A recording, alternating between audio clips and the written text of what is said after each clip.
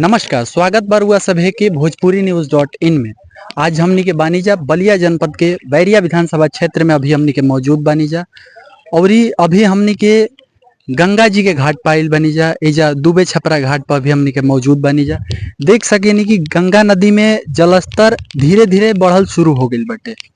अब जैसन कि बता दी रहुआ सभे कि बाढ़ आवे के समय हो गइल बा। अब गंगा जी में धीरे धीरे बढ़ाव शुरू हो गइल बा। अब कितना ए बाढ़ से बचाव के लेके कार्य हो ताटे अब आगे ई देखे के बाटे। तो हम कैमरामैन से कहम कि एक बार ई बाढ़ के पूरा दृश्य दिखाई कि कितना ओह साइड देखम रहुआ सभे तो पूरा सूख गइल बड़ी। ओने के पूरा जमीन छोड़ के गंगा जी ए साइड की तरफ उतारू हो गइल बड़ी।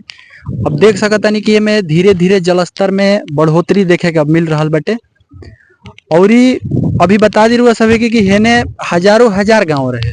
बहुत पहले एने समझ ली कि सैकड़ों गांव रहे और गंगा नदी में विलीन हो गइल बा उ सब गांव।